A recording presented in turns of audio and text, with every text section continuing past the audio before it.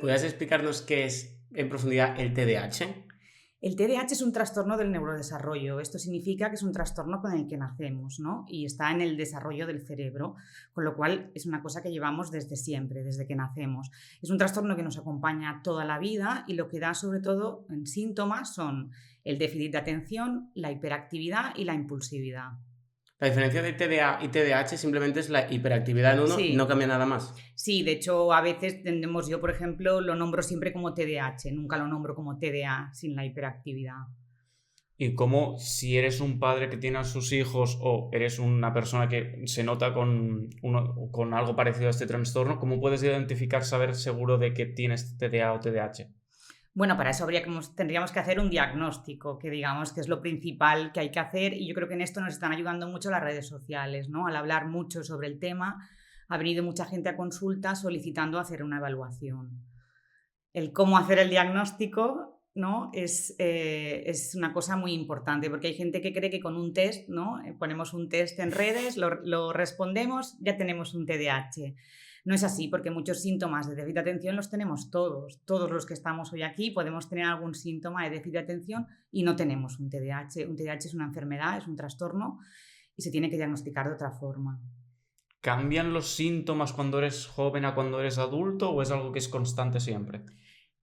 Cambia claramente como cambiamos nosotros y durante la vida evolucionamos. Uno de los cambios más importantes es la hiperactividad. De niños podemos llegar a ser muy hiperactivos en movimiento, pero al hacernos adultos entendemos que hay cosas que no se pueden hacer, como por ejemplo yo ahora levantarme de la silla 4 veces. Yo ya sé que esto no debo hacerlo y estoy quieta. Entonces, ¿cómo puede cambiar la hiperactividad? En mover las manos mucho. Entonces sí, cambia. Esto que has comentado de los test para diagnosticar si tienes TDAH, ¿en qué consiste? ¿Qué hacéis? ¿Un tipo de preguntas muy concretas? ¿Qué es? Hay test y hay escalas, y todo esto son herramientas que usamos los psiquiatras, los psicólogos, los neuropediatras, los pediatras para utilizarlas para diagnosticar, para ayudarnos, ¿no? Y son preguntas que podemos hacer tanto al paciente, sea niño o adulto, o a los familiares que les acompañan. Por ejemplo, en los niños es más importante la información que nos den los padres y la que nos dé la profesora o el profesor que tenga en clase. Estas son las escalas y los test, pero lo más importante en un diagnóstico es la entrevista clínica. Al final necesitamos que un profesional, sea un psiquiatra, psicólogo, neurólogo, neuropediatra, haga una visita completa del niño o el adulto y evalúe todo lo que ha pasado en el tiempo y los síntomas. Sin una evaluación así no se puede hacer el diagnóstico. Los típicos test que salen por internet de para saber si tengo TDAH y todo esto. Esto nada, ni caso. Ni caso. Bueno, puede servir como screening. Hay alguno que sirve como screening y si tú lo resuelves... ¿Cómo qué, perdón? Screening es saber como una primera prueba para saber un poco si te sale perfecto y no tienes ningún síntoma, pues igual no hace falta que te hagas lo demás. Pero si en el screening, en la prueba esta, para ver si hay algún riesgo de tener TDAH, te sale muy elevado, bueno, igual puedes mirar una evaluación. Pero lo dices porque al final son test las dos cosas, en plan es porque es menos extenso, menos concreto, se lo medio inventan. Bueno, porque algunos síntomas como que los tenemos todos. Por ejemplo, vamos a poner ejemplos, ¿no?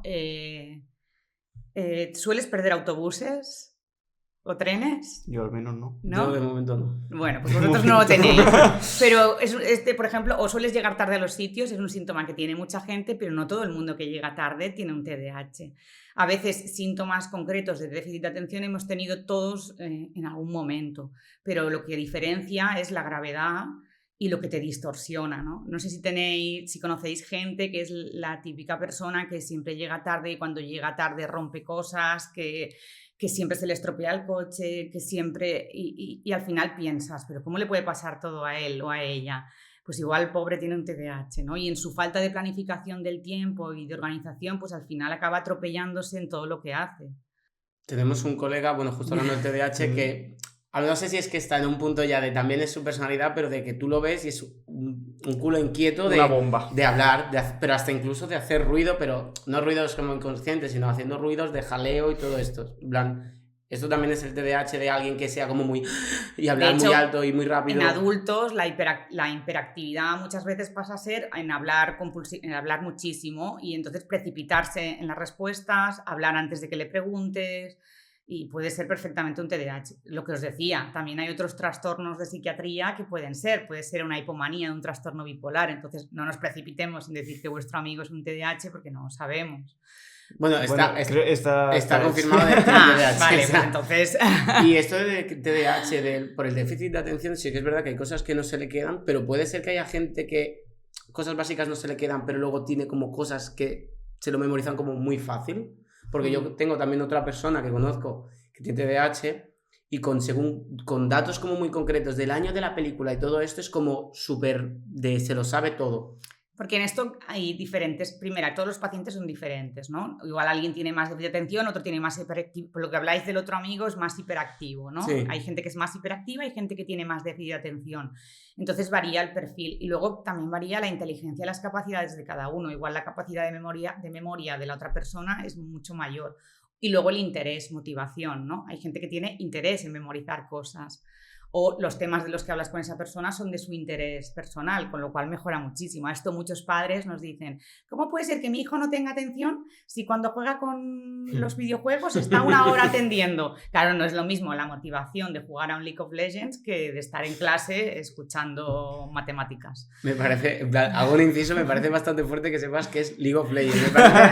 Acabo de flipar de que conozcas el League of Legends. Bueno, yo no juego, pero, pero podría, pero no. Quiero decir que tengo amigas que juegan, pero que al final visitar adolescentes durante muchos años aprendes un montón de cosas. Bueno, ahora ya es más un juego de adultos, diría, pero... Sí, es verdad que la gente crece, ¿eh?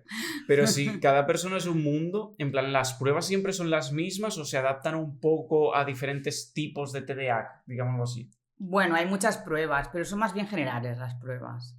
Van generándose nuevas porque al final es un tema que está de moda y que hay como mucho interés y entonces... Pero las pruebas un poco van todas sobre lo mismo. Sí que son muy importantes, esto no lo he dicho, las pruebas cuando son niños, porque con un niño de 8 años la entrevista clínica pierde importancia porque la capacidad de él de explicarte lo que realmente le pasa, pues no lo sabe. Él sabe pues, que en clase no va bien o que se pelea más con los otros niños, pero no te sabe decir que no tiene atención o que se le olvidan las cosas. Él no es consciente de que se le olvidan las cosas. Antes has dicho que había varias profesiones de neurología, psicología, psiquiatría que pueden hacerte los test, las pruebas. No sé si hay como una preferencia a la hora de si estás sospechando que tu hijo o tú mismo tienes TDAH para ir y que te lo miren. Yo si tuviese un niño, ¿no? Que yo lo tuve, y yo creo que el lugar propio sería primero preguntar en el colegio, ¿no? En el colegio normalmente ya empiezan a pensar que pueda serlo y empezar por la evaluación de una psicóloga, un psicólogo.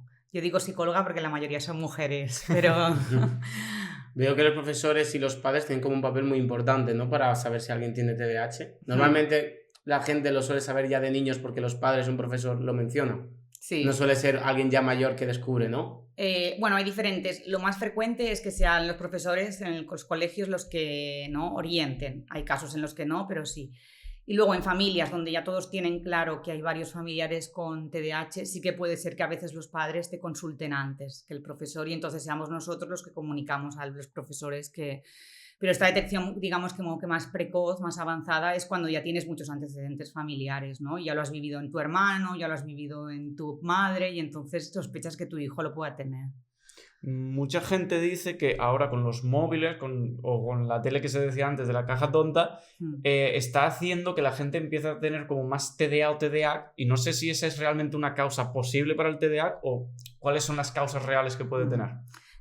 Por desgracia, la principal causa es la genética y no se sabe exactamente ni el cromosoma ni cuál es el mecanismo, pero la principal causa es genética. De hecho, en hermanos gemelos hay un 70% de probabilidades que si uno lo es, el otro también lo sea.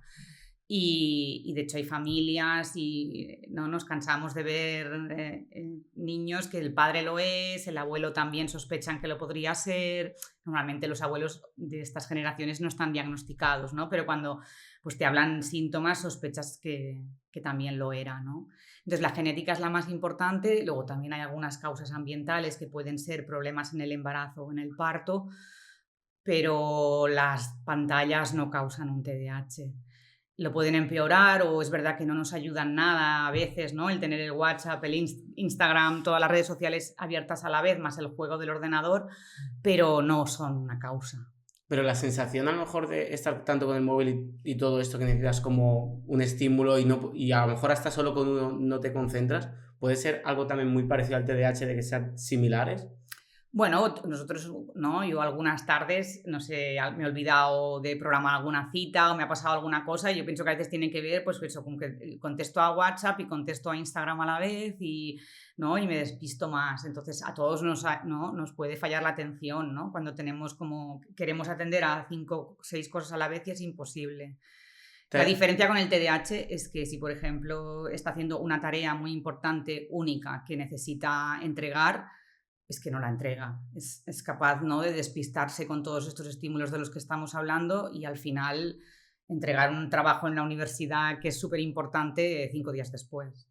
¿Te ha llegado a pasar de que te vaya alguien y que no tenga TDAH y decir, mira, es que chico, estás mucho con el móvil, es que es lo que hay? ¿O no? Sí, bueno, viene gente que no tiene TDAH y luego lo que viene mucha gente últimamente es que lo han visto en redes y creen que tienen un TDAH, pero por ejemplo, cuando tú tienes síntomas obsesivos, como no sé si habéis oído hablar del TOC, el trastorno obsesivo compulsivo, pues cuando uno tiene muchos síntomas obsesivos, la atención no se puede centrar porque tienes, ¿no?, te llegan muchos pensamientos obsesivos que no te dejan concentrarte en lo que haces. Y entonces muchas veces me encuentro pues personas que no tienen TDAH, que tienen otras enfermedades. Pero, por ejemplo, me parece muy curioso porque es algo que viene de genética. Igual que una enfermedad física como, no sé, los huesos frágiles o lo que sea, en plan, trastornos mentales pueden ser genéticos y, por ejemplo, el TOC también es una cosa que es hereditaria, por ejemplo. Es que los trastornos de salud mental, casi todos, son genéticos. O sea, la predisposición de tenerlo al final es de dónde has nacido y de dónde vienes. De hecho, si vais a la consulta del psiquiatra, una de las primeras preguntas que hacemos es: ¿tienes antecedentes familiares de trastorno bipolar, de esquizofrenia, de TDAH? ¿No? Al final, también es verdad que nuestras enfermedades, las de psiquiatría, no solo es la genética, sino que la evolución que tú hagas durante tu infancia, adolescencia, adultos, por ejemplo, en los trastornos psicóticos, pues influye mucho también lo que te haya pasado durante esa época para desarrollar o no la enfermedad. Tú puedes llevar la predisposición a tenerla, pero después no desarrollarla. O sea, me estás diciendo de que ahora, que no va a pasar, ¿vale? Pero si toda la gente que tiene TDAH no tuviera hijos, llegaría a un punto de decir, ya no existiría el TDAH, me estás diciendo, es solo pura genética. Pura no, Pura no. Al 100% genético no es, Necesita también unos factores ambientales que hacen que se desarrolle la enfermedad. O sea, que puedo no tener padres, o sea, ningún familiar con TDAH y yo desarrollarlo igualmente por alguna otra cosa. Sí. Vale. Pero... Por ejemplo, hay varias enfermedades que predisponen a tener un TDAH. Pero define factores ambientales, porque haga mucho sol no voy a tener TDAH. Bueno, no sé si está estudiado este. Es que esto es el mundo de las causas en psiquiatría es un mundo muy complicado y si te pones a revisar estudios es muy complicado. He estado mirando un poco sobre TDAH para decirlo todo bien y es verdad que está demostrado el tabaco, el que una mamá fume durante el embarazo puede aumentar el riesgo de tener un TDAH. Desde luego todos los que son los factores del parto, ¿no? El sufrimiento fetal en el momento del parto y problemas en el nacimiento, todo lo que son daños cerebrales predisponen a tener un TDAH.